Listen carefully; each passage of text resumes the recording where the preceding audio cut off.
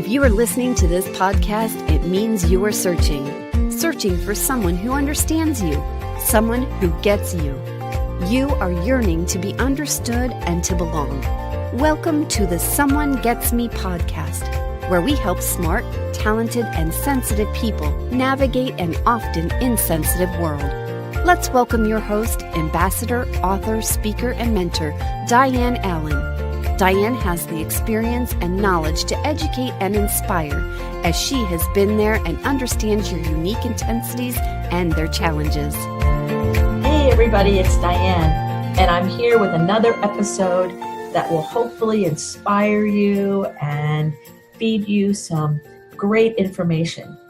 Today's episode is all about the seasons of life, and it comes to you as a result of a question from one of the listeners that they emailed me and asked me about what happens when you hold on too long and you create a problem for yourself, or your overexcitabilities make something seem so big.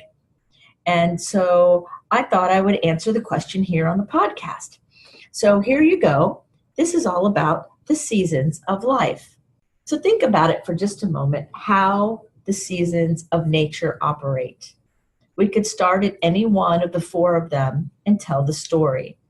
So I think I'd like to start first with winter. You know, in some areas it snows and it's frozen and things look like they're dead. The trees don't have any leaves. The sky is gray. Here in Florida, it's not much different than the summer, other than the humidity is lower and sometimes it's a little colder. But nonetheless, the trees and the animals respond to winter in that way that is kind of quiet. They go within, they're dormant, hibernating kind of, if you will. In fact, I hibernate too. When the sun goes down in the winter, I have a hard time staying up past sundown because I'm a sun person. So the winter is that quiet going within. It's kind of the planting the seed in the earth. It's the getting ready for the new life type of thing. And so winter is a valuable season. It's a season in life that we can have when we are going through a change in our life or even in our business. You know, I own a business, and sometimes there's winters and different seasons of it where things are kind of planted and calm, and usually in that quiet is when the inspiration begins to come through. So as there is the warming trend that starts to come into the next season, that would be spring, right? Like springing forth, even the tulips through the snow, and the birds coming alive, and the squirrels coming alive, and all the animals, including us humans, coming alive. Do you spring clean?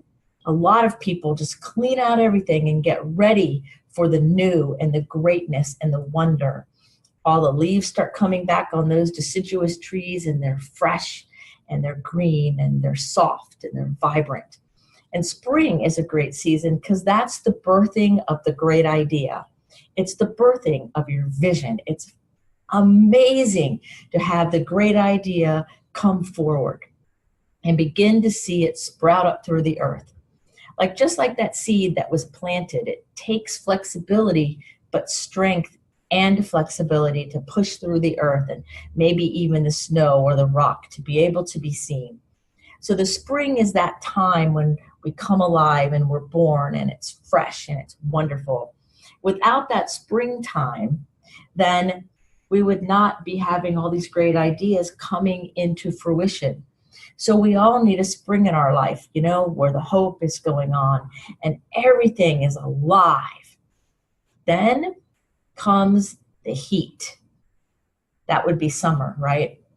Everybody loves summer that I know of. You know, we celebrate it around Memorial Day and we get all excited. And now the daylight part of our day is longer. And everybody is more alive longer during the day. Even those people who don't like heat or maybe don't like the humidity or whatever, in the summer is the growing season, right? That's when things are growing. That's when the corn grows. That's when all the vegetables grow. And that's when we grow. So the summer of an idea or the summer of a project or the summer of your business is the growth time.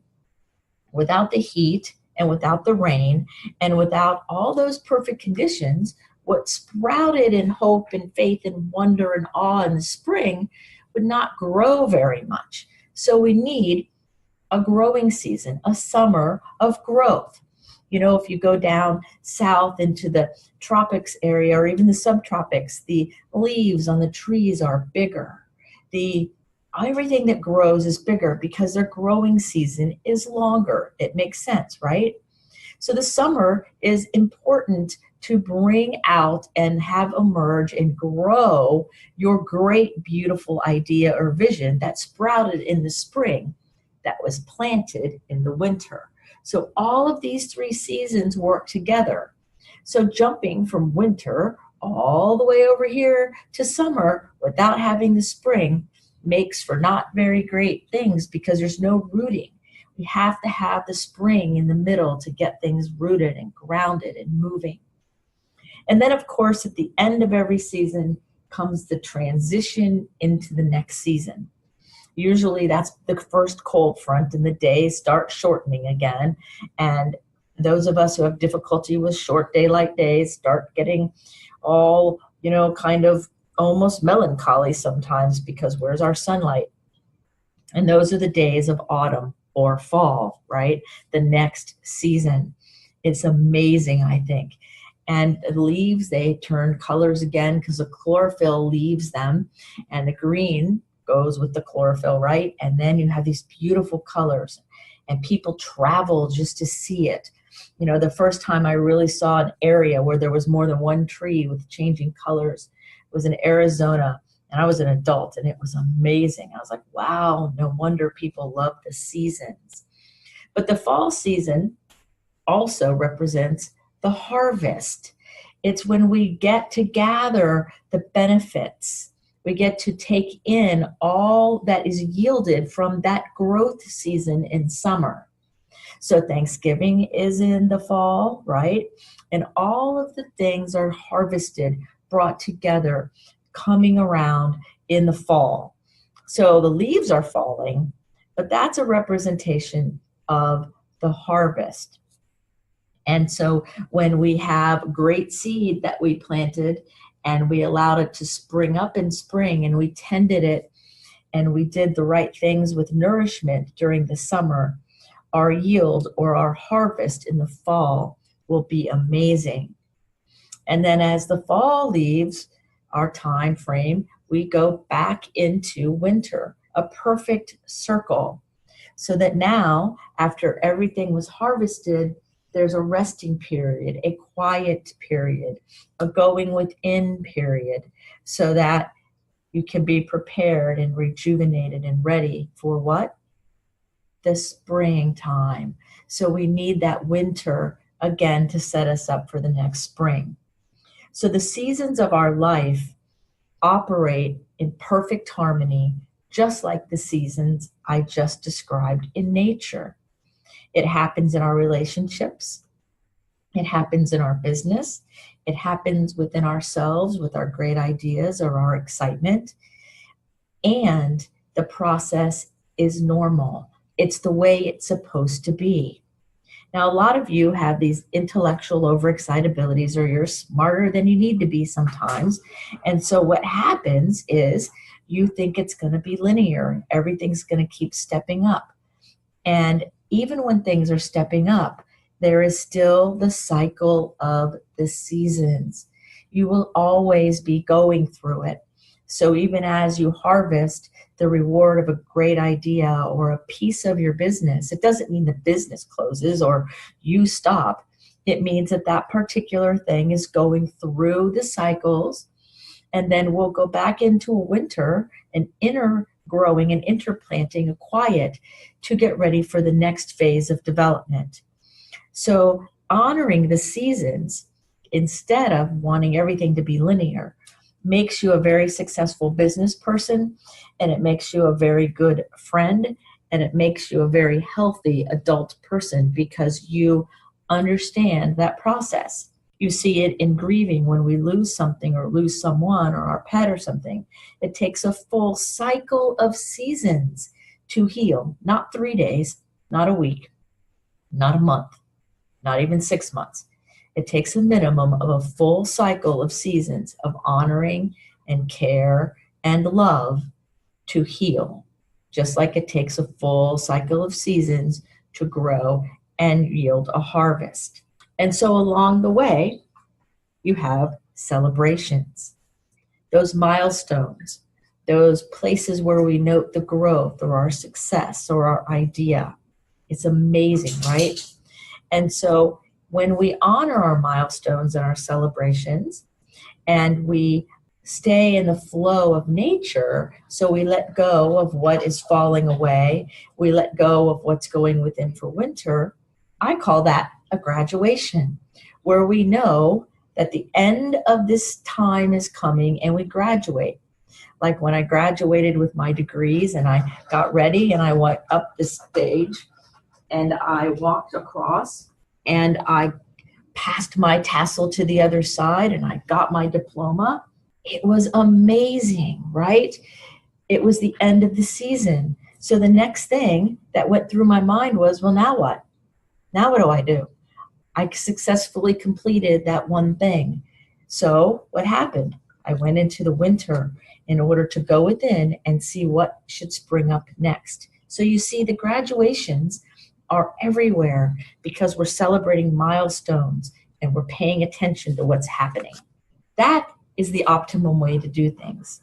Staying in the flow, running your life and your business based on the cycles that are natural and normal and within us. Just like the cycles of the moon, 28 days, it all works together. Now, some of you have a hard time with letting go. That was part of the question, letting go and getting used to change and all of that. Well, when you hold on too long, you can shred your fingers apart. You can cause all kinds of problems when you try to resist the natural completion of things. That resistance comes from fear, and it also comes from denial. I call that part divorce, kind of like where there's a ripping apart instead of a natural letting go. We see it a lot in all kinds of things. Have you ever stayed at a job too long, longer than you should have stayed? Do you know somebody who's done that? Have you ever held on to a relationship that you knew was toxic or wasn't serving you anymore, but you stayed anyway because you were afraid to let the season end? It's much more noble to be the graduate, right, and stand proud and know that you've moved to the next season than it is to be the divorcee who's fearful and traumatized and upset, when really it was because of holding on longer than what was necessary. So in this podcast, as we're thinking about the seasons of our life, I ask you, would you rather be that proud graduate going across the stage, excited for the completion and looking forward to the next thing during your winter while you plan for it? Or would you rather be the divorced person, the one who held on too long, who has regret and extra healing to do because you tried to change the natural cycles and you would not allow the natural completion of the project or event or relationship to happen? So the moral of today's story is to stay in the flow. Stay in your flow. Allow the process of life to unfold. It's all beautiful. You don't have to push or struggle or force anything. None of that is necessary. What does matter, though, is that we allow the entire experience to be this great experience. So allow yourself to breathe and live in the flow, to be happy, and to graduate as you pass your milestones. Celebrate along the way. So I hope this answered the question from the person who sent it to me. It's very exciting to be able to think about being a graduate versus a divorcee. So follow the seasons of life, even you linear thinkers. It's okay, you can do both. You can be linear and seasonal. So until next time, don't forget to keep looking at the sun so all the shadows fall behind you. Keep a bounce into your step and realize that with every gift you have and all your sensitivities, you're perfect just the way you are. Until next time, be blessed. Are you tired of searching for someone who understands you? Join our Facebook group, Someone Gets Me. In this group, you will be able to connect with others who are intense, sensitive, smart, talented, and wanting to be understood. Diane shares her insights and teachings, and you can connect with others. Join today.